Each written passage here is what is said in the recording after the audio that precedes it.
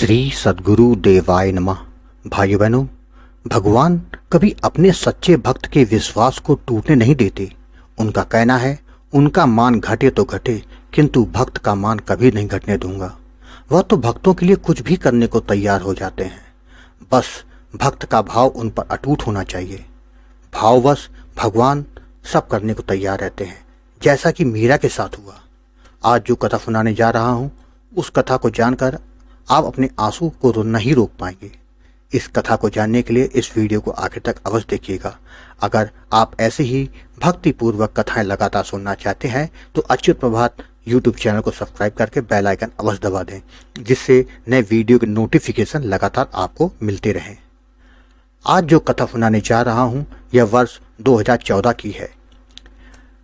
बिहार के बक्सर जिले में एक लड़की रहती थी। उसका नाम था मीरा। मीरा का स्वभाव था, वह हर किसी की मदद करने के लिए हमेशा तैयार रहती थी, भले उसके लिए उसको खुद क्यों ना कष्ट सहना पड़ जाए। उसका विवाह पास के ही एक गांव में हो गया था, किंतु वह रहती बक्सर नगर में ही थी, क्योंकि उसका पति वहीं एक प्राइवेट नौकरी करता था। सब कुछ अच्छा चल रहा था। उसको एक ही कष्ट था कि उसकी कोई संतान नहीं थी। विवाह को 4 वर्ष हो गए थे। उनके घर के बगल में एक विधवा रिटायर स्कूल टीचर रहा करती थी। उसकी 2 बेटियां थीं, दोनों का विवाह कर दिया था।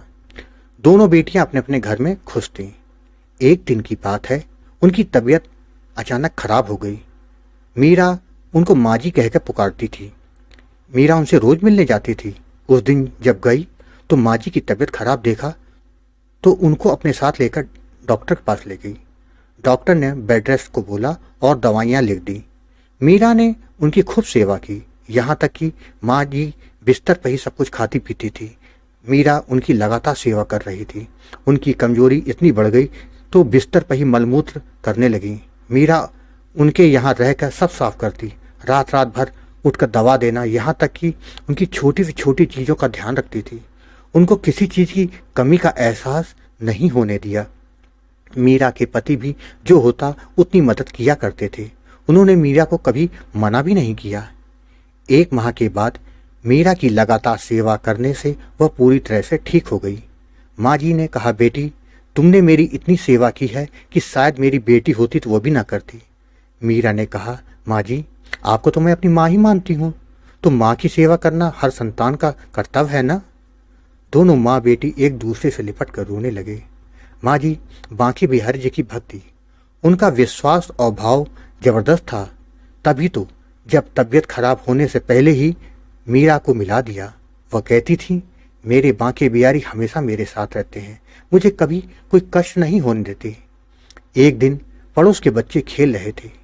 उनको देखकर मीरा अपनी सूनी गोद को लेकर परेशान हो गई। उसकी आंखें भर आईं। मीरा की आंखों में आंसू देखकर माँ जी की भी आंखें छलक गईं। उन्होंने मीरा को बुलाया और कहा कि बेटी तुम एक बार वृंदावन जाओ और बांके बिहारी जी के दर्शन कराओ। मुझे पूरा विश्वास है कि तुम्हारी गोद जरूर भर जाएगी। मीरा ने कहा, माँ जी ऐसा कुछ नहीं होगा।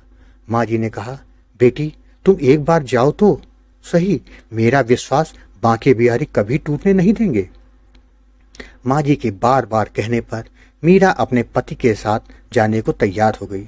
अगस्त 2014 को दोनों वृंदावन आ गए। प्रसाद और फूल माला लेकर जब वह बांके बिहारी जी के सामने गए तो मीरा को लगा कि बांके बिहारी जी उसको ये ओर देख रहे हैं और बोल रहे हैं, तुम अगली बार आना तो अपनी संतान को साथ लेके आना। दोनों पति पत्नी ने फूल माला प्रसादी पुजारी को दे दिया तो पुजारी जी ने अपनी तरफ से बांके बिहारी के चरणों पर रखा फूल मीरा को दे दिया। मीरा बिहारी जी को आंखें बंद कर प्रणाम करने लगी तो उसकी आंखों से आंसू आ गए। दोनों लोग वृंदावन के प्रमुख मंदिरों के दर्शन कर वापस आ गए। उसी रात को मीरा ने स्वप्न में देखा कि उसकी गोद में एक बालक खेल रहा है। बिहारी जी की लीला तो अपरंपार है। जल्द ही मीरा को ज्ञात हो गया कि वह पेट से है। उसने माँ जी को बताया तो माँ जी ने कहा, मैंने कहा था ना, बिहारी जी जरूर सुनेंगे। वो कभी भी भक्तों को कष्ट में नहीं देख सकते। तुम तो निस्वार्थ भाव से लोगों की सेवा करती हो। अब बिहारी जी को यही तो पसंद है। देखना तुमको जरूर लड़का होगा। ठीक 9 माह के बाद उसने एक पुत्र को जन्म दिया। दोनों पति पत्नी के जीवन में खुशियां आ गईं। माँ जी ने कहा, तुम दोनों अब बिहारी जी के दर्शन करने और बालक को दर्शन कराने जरूर जाना। उन्होंने तुमको बुलाया था ना? मीरा ने कहा, हाँ माँ जी, उन्होंने कहा था बालक के साथ आना। थोड़े समय के बाद वह अपने बच्चे को लेकर बिहारी जी के दर्शन को गईं। उसके बाद से मीरा और उसके पति तो बिहारी जी के इस चमत्कार को हर किसी से कहते नहीं थकते। अब जब भी उनको समय मिलता वह परिवार के साथ बिहारी जी के दर्शन करने जरूर जाते। आपने देखा कैसे अगर आप बांके बिहारी जी से प्रेम और विश्वास करते हैं तो वह भी आपके विश्वास को कभी टूटने नहीं देता। यह सच्ची कथा यदि आपको अच्छी लगी हो तो कृपया इसे औरों को भी शेयर करें, ताकि ज़्यादा से ज़्यादा लोगों को भगवान के प्रति जो उनकी आस्था है वो और अधिक मजबूत हो सके। धन्यवाद।